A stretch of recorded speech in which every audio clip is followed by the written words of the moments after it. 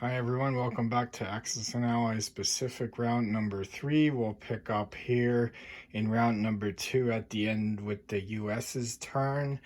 We'll continue on here at the Battle of Midway in part 2. The Japanese fighter planes took off there and took out the fighter and American infantry on Midway Island. And now we'll have the US response. The Enterprise and Hornet, along with the 2 subs and 2 destroyers, will go in the Midway Sea Zone and do battle with the Japanese carrier group and destroyers.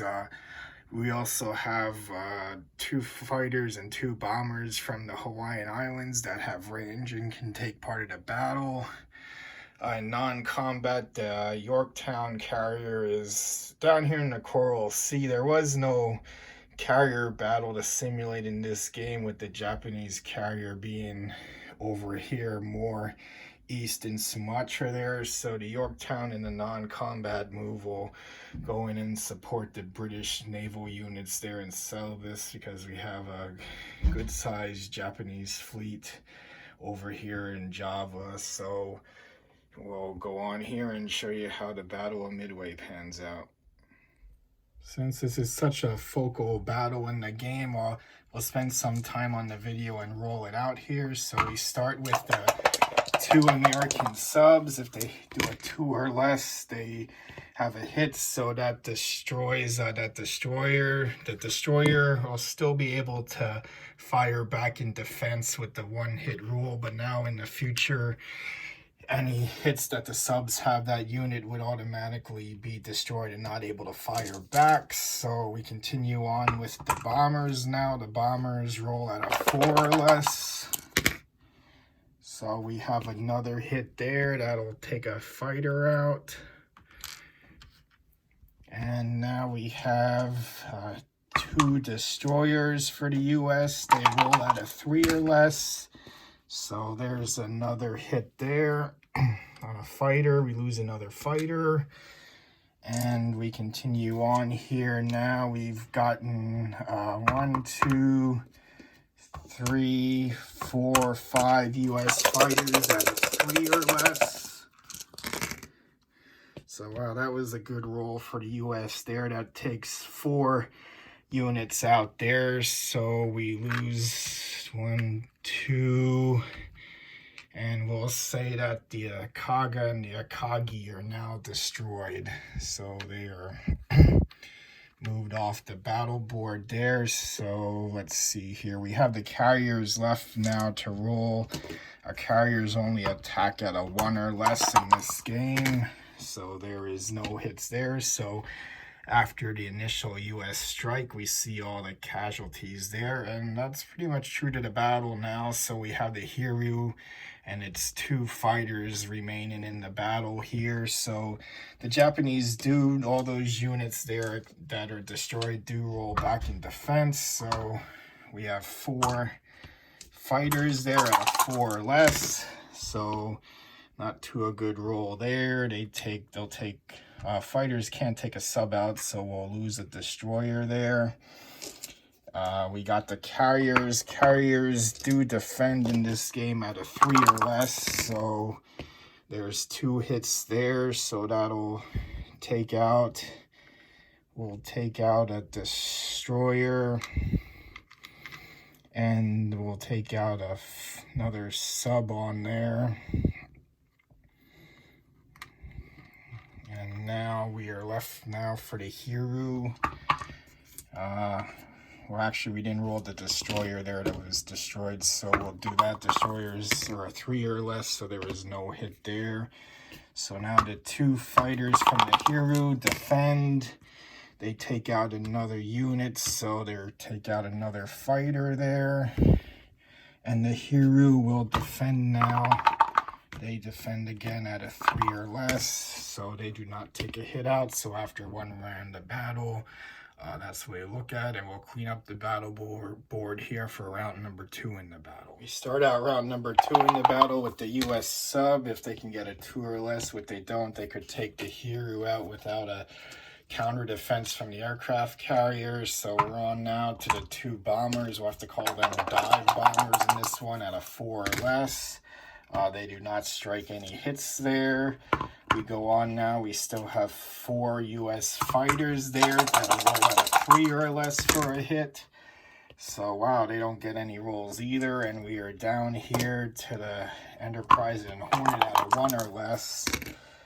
So they do make a strike there on a fighter. So the Japanese hero here is hanging tough here in the battle. So they did lose a fighter there. So now the 2 Japanese fighters defend back at a 4 or less. They have 2 hits there. So we're gonna lose 2 more fighters for the US there, and the carrier strikes back at a 3 or less, and they do not get a hit. So we'll move on to round number 3 of the Battle of Midway. So again, round number 3, the sub is still in the battle. It does not hit though. The 2 bombers go again with a 4 or less, so they still do not get any hits. We are down now to the 2 fighters at a 3 or less. They get 1 hit there, taking out the fighter, and we're down to the Hornet and Enterprise just attacking with a die roll of 1. So they do get a hit there. So that does it for the Japanese. Now they just defend back. The fighter defends at a 4 or less. They get a hit there. We lose a U.S. fighter. And the hero does 1 final defense at a 3 or less. No hit there. So that ends the Battle of Midway there, with victory going to the U.S.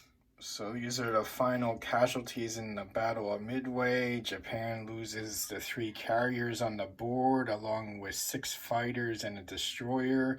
The U.S. loses 4 fighters, 2 destroyers, and a sub. Surviving are the carriers Enterprise and Hornet. There's 2 bombers, we can call them 2 dive bombers, and a submarine survived the battle for victory. So some non-combat moves for the U.S. The Yorktown will go from the Coral Sea, and it'll go 2 movements over here with its 2 destroyers and set up defense there in the Celebes Islands there. We'll take the transport here loaded with the 2 troops, and we'll put them in here and have the troops also land there for defense. And up here we'll fly a fighter from the mainland and have it land on the Hornet there for defense in Midway, and then we'll finish up the non-combat moves by loading up some units that were on the Hawaiian Islands there, and we will move them and put them on Midway Island for future attack plans. And we'll move these 2 transports here and put them in Hawaii, and that'll end U.S. non-combat moves. So the U.S. with their 72 IPCs will purchase 3 fighters, a bomber, a transport, an artillery, and 1 U.S. Marine unit. Those are in dark green. The infantry are in light green. Differences for U.S. Marines. They cost 4 IPCs instead of 3 for an infantry. And they attack at a 2 instead of a 1 on an amphibious assault. And if they're accompanied by an artillery, that increases up to a 3, that 3 or less that they attack on an amphibious assault. So we see over here in China, 3 more Chinese infantry are produced, with the 2 territories there being still occupied, and another infantry for the Burma Road being fully open to the Allies. So the U.S. places 2 fighters on the Hawaiian Islands. They put the bomber in the west coast along with the Marine and artillery with the transport, and the other fighter is placed over here in Chinese territory. As we see, this is the end of round number 2. So we'll now move on to round number 3 here, and the Japanese will start this round out. And here you can see what our IPC chart is looking at here at the end of round number 2. So we now go into round number 3, Axis and Allies Pacific. Japan starts out their turn. They're going to do a massive attack here on the Allied forces here in Celebes, and they'll also have to invade that island again so they can get back up to 40 IPCs, and they'll collect another 10 victory points for the end of their turn if they're able to do this. So we'll show you the results of this battle. That'll be the only attack plan in round 3 for Japan. So Japan will destroy the Navy, including the Yorktown, as that'll fall casualty in the Celebes here in round number 3. They do take control of the Celebes Island again to get them back up to 40 IPCs for the end of the round. That's important. That collects them another 4 victory points there. And as far as non-combat, they're going to move some fighters up here on this island here.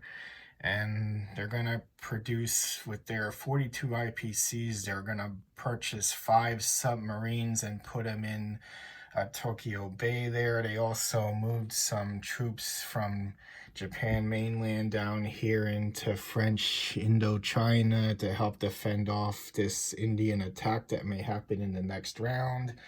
So they built all those submarines to help defend off here if the Americans decide that they're going to head directly for Japan to try and take out the mainland here and there around, because as you can see, the Japanese fleet here, I would make them have 3 movements to get up to Tokyo Bay, and they can only do 2 movements at a time, so that would take them 2 turns to get up there. So here we see all the casualties here from the battle here of the Celebes Islands. There you can see the Yorktown falls casualty, but the Japanese too do lose a lot of ships and some troops there in the invasion of Celebes. So here's the IPC chart at the end of Japan's turn. Here we see now they're halfway there on victory points here at their end of round 3. They're up to 11 victory points and 40 IPCs. So now we move on to the Allies' turn in round number 3. So at the end of the British turn in round number 3, the British, they do put forces in here in the French Indochina. We have a big battle here when they move their naval units over too for the fighters to participate. That's the resultant battle there, with Japan still holding the territory but just down to 1 fighter there. And those are the units there that they moved from Burma over in their non-combat turn, purchased 2 tanks and an infantry for India. And down here for Australia, we just moved some military units over here into Western Australia for future plans to get into Indonesia, and we purchased transport and an artillery there. So that puts us now into the US turn here for the end of round number 3. So to end round number 3 in part 3 of this video, we have the US occupying the Marshall Islands here after defeating the 2 Japanese infantry there. They also sneak a transport here and put it in here and take over unoccupied Java, reducing Japan down 4 more IPCs, down to 36 IPCs. And we see here, bad sign for Japan. We purchased the Missouri battleship and put it here in Pearl Harbor. That was the ship the Japanese surrender on. And we also buy 3 submarines here and put them in San Diego Bay there. So this is the end of round number 3. We see the IPC chart there. Japan's down to 36 IPCs. They need to take Java over in the next round to get back up to 40 to get 4 more victory points. But we see that as the tide is starting to go back in favor of the Allies now. As we see there, we purchased 3 more Chinese infantry there and place a bomber in there too for the US. So again, thank you all for watching. This concludes part 3. We move on to video part 4, where we start off in round number 4 of Axis and Allies Pacific.